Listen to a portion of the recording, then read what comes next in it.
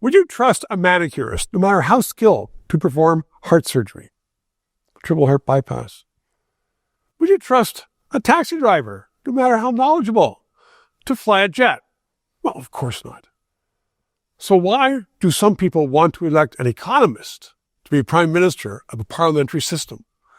We may have been overcome by the American press, where a lot of Canadians say, well, we're electing that one person, Carney. He's the economist. He's going to run it all. That's not our system of government. We have an MP who's going to be the leader of a party in Parliament, who has to work with committees, has to work with the bureaucracy, who has to work with other politicians to come up with the best policies. And that's not what we are looking at in the media, or the normal media out there. They're saying, well, we're going to elect one guy. And this guy, Carney, they said, well, he guided Canada through an economic storm. Well, he didn't. That was Stephen Harper and his Minister of Finance. Oh, he helped Britain. Well, speak to the former Prime Ministers of Britain. They didn't think he did such a good job either. And just to add to it, there's no question the advisor to Carney is Gerald Butts, the guy who was Justin Trudeau's policy advisor, who told him what to do for 10 years. And look what happened to Canada.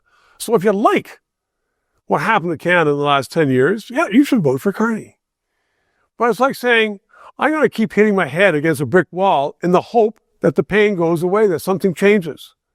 It's not going to change with a vote for Mr. Carney. It's going to be the same government, run by the same people. He even appointed the same ministers to his cabinet. Those are Trudeau ministers who have been there supporting Trudeau for the last 10 years. And look what's happened.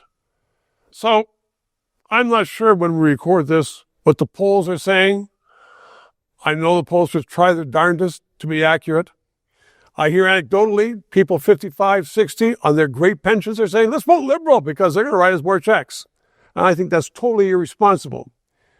I believe the report out of the Privy Council office is saying in 15 years, Canada could be a total meltdown wreck. Not only from an economic point of view, from an industrial point of view, from a social point of view. What's going on in Toronto and Vancouver, other cities now, is unrecognizable to people who were there even 5 or 10 years ago. So there are a lot of messes in Canada that need to be cleaned up. We need responsible government. We need no dictator. We need a group of people who are going to sit there and debate, not dictate, but debate how we're going to be running in the next number of 4 years, 5 years until the next election. So everybody should get out and vote. It's of critical importance to get out and vote. If you haven't done it right now, you have the whole day to get out and vote.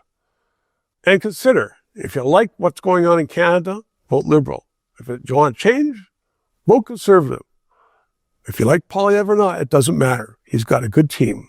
Give the other guys a chance. 3 minutes. Why didn't you say vote NDP?